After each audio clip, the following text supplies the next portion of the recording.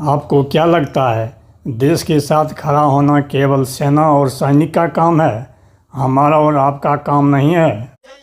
क्या ये देश उन्हीं का है जो सीमा पर मर जाते हैं, अपना खून बहाकर टीका सरहद पर कर जाते हैं? वह महात्मा ऋषि मुनि किस काम का जो ऑपरेशन सिंदूर के समय देश के लिए कुछ अभियान न चला सके? वह धार्मिक संस्था किस काम का जो देश के जीत के लिए कोई धार्मिक आयोजन आयोजित न किए, न ही देश के समर्थन में सड़क पर उतरा, जबकि इस काम के लिए स्वतः स्फूर्त अभियान आम जन के द्वारा किया गया, सड़क पर उतरकर देश के हित में अपना समर्थन दिखाया।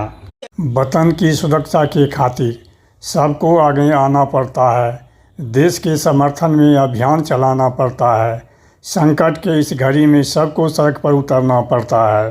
कोई युद्ध वतन की खातिर सबको लड़ना पड़ता है, संकट की घड़ियों में सबको सैनिक बनना पड़ता है। देश के लिए, जन कल्याण के लिए काम करने का दम भरने वाली यह धार्मिक संस्था का मौन रहना चकित करता है। बार बार सड़क पर उतरकर नारे लगाने वाले कहाँ चले गए, कहाँ सो गए? देश की रक्षा कौन करेगा? हम करेंगे, हम करेंगे।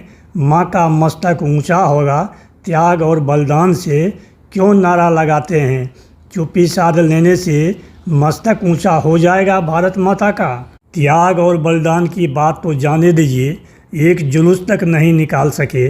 जन्म जहाँ पर हमने पाया, अन्न जहाँ का हमने खाया, वस्त्र जहाँ का हमने पहना, ज्ञान जहाँ से हमने पाया, वह है प्यारा देश हमारा। नारे का मतलब क्या है? कोई तो हमें बतावे। ऐसे नारे लगाने वाले किस बिल में चले गए?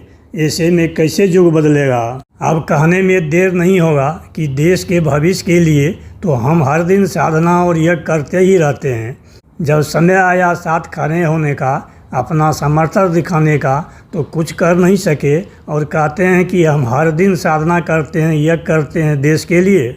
कौन विश्वास करेगा इस बात पर? इन सब बातों से यह साफ जाहिर होता है कि नारा मात्र छलावा है और कुछ नहीं। जो भी कौम वतन की खातिर मरने को तैयार नहीं, उसकी संतति को आजादी जीने का अधिकार नहीं। आगे पोस्ट किया जाता है, भारत पाक युद्ध के समय माताजी ऐसा किए वैसा किए। ठीक है, माताजी किए थे, गुरुजी किए थे, पर अब तो जिनकी जिम्मेवारी है उसे तो करना ही चाहिए, नहीं तो ये नारे लगवाना बंद कर देना चाहिए। ऐसा मेरा मानना है, विचार है, समझ है।